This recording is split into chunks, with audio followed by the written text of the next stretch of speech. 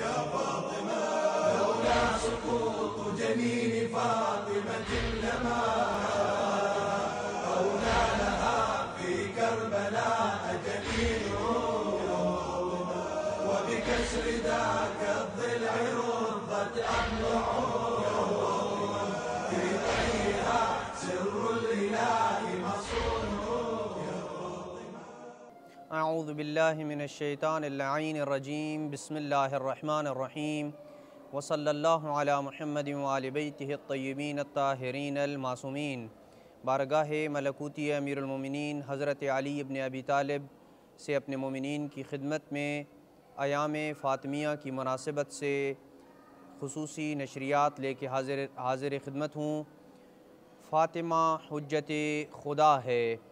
تفسیر اطیب البیان میں امام حسن عسکری علیہ السلام کی ایک معروف و مشہور حدیث منقول ہے، جس میں امام علیہ السلام نے فرمایا نحن حجج اللہ علی خلق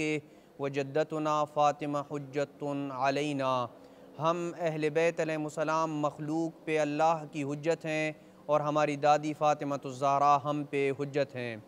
تو یہاں سوال یہ اٹھتا ہے کہ جب جناب فاطمہ اگرچہ عصمت کے درجے پہ فائز ہیں لیکن امام نہیں ہیں، تو کیسے جناب فاطمہ الزہرا سلام اللہ علیہا 11 ائمہ اہل بیت پہ حجت خدا ہو سکتی ہیں، جبکہ 11 امام معصوم ہونے کے ساتھ ساتھ منصب امامت کے اوپر بھی فائز ہیں؟ اس سوال کے جواب سے پہلے ایک مختصر سی تمہید کو بیان کرنا ضروری سمجھتا ہوں، جو 2 نکات کے اوپر مشتمل ہے۔ سب سے پہلا نکتہ، جناب فاطمہ الزہرا کے اسماء میں سے ایک اسم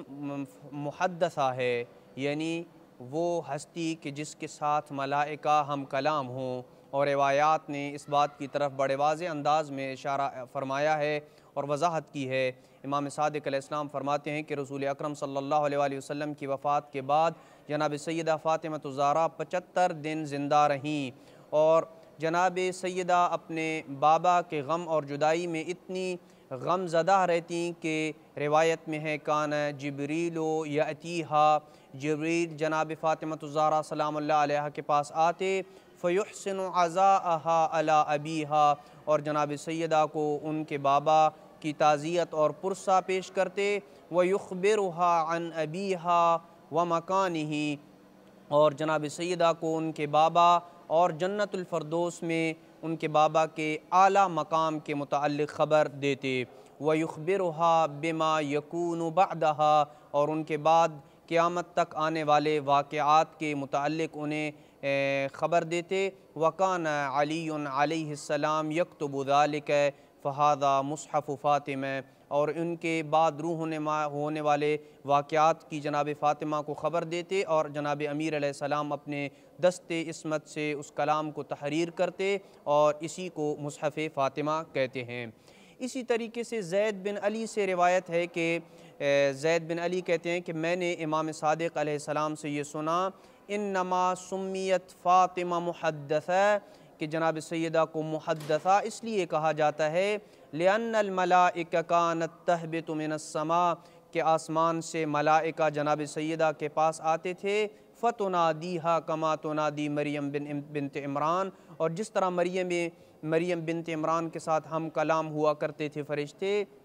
اسی طریقے سے ملائکہ جناب سیدہ کے ساتھ ہم کلام ہوا کرتے تھے۔ فتقول الملائکہ یا فاطمہ، اور ملائکہ جناب سیدہ کو ان الفاظ کے ساتھ خطاب کرتے تھے ان اللہ اصطفاکی، کہ اللہ نے بے شک آپ کو برگزیدہ قرار دیا ہے، وطہرکی، اور آپ کو پاکیزہ بنایا ہے، واصطفاک علی نساء العالمین، اور کائنات کی خواتین کے اوپر آپ کو برگزیدہ بنایا ہے۔ یہ مصحف فاطمہ امیر المومنین صلوات اللہ وسلامہ علیہ سے لے کر ہر امام کے پاس رہا، اور اب اس وقت اللہ کی آخری حجت امام زمان عجل اللہ فرجہ الشریف کے پاس ہے۔ تمہید میں یہ پہلا نقطہ ہے۔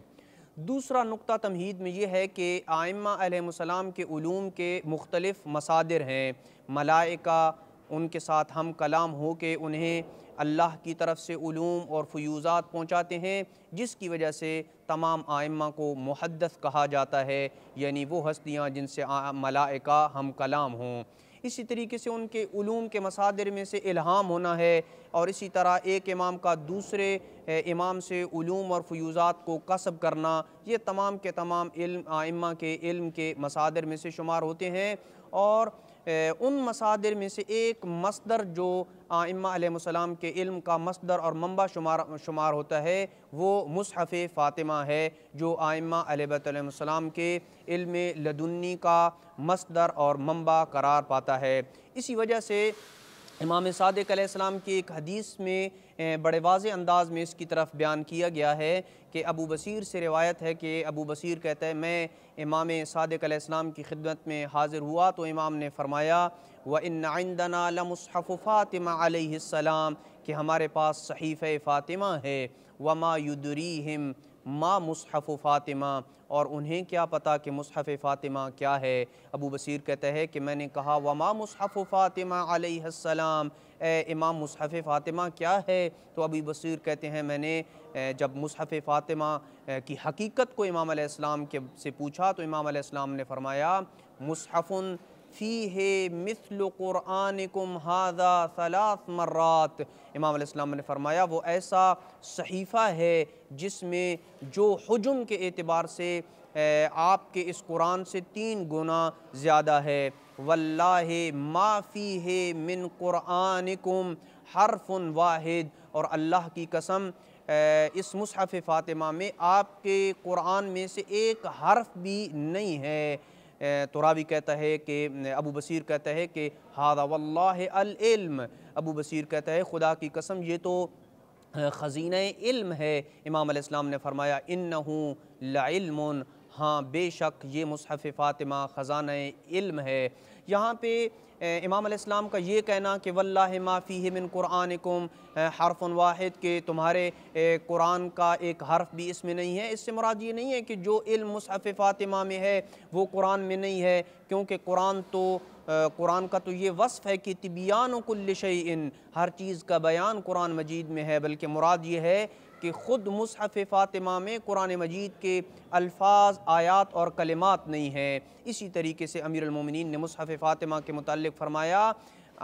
انہو لیس فیہ شیء من الحلال والحرام، کہ مصحف فاطمہ میں حلال و حرام کا تذکرہ نہیں ہے، ولیکن فیہ علم ما یکون، بلکہ اس میں قیامت تک آنے والے علوم کا تذکرہ موجود ہے۔ اس تمہید کے بعد اب ہم اس سوال کے جواب کی طرف آتے ہیں کہ کیسے جناب سیدہ فاطمہ ائمہ کے اوپر حجت ہیں۔ تو اس تمہید کے بعد یہ واضح ہو جاتا ہے کہ ائمہ اہل بیت اور خدا کے درمیان جناب سیدہ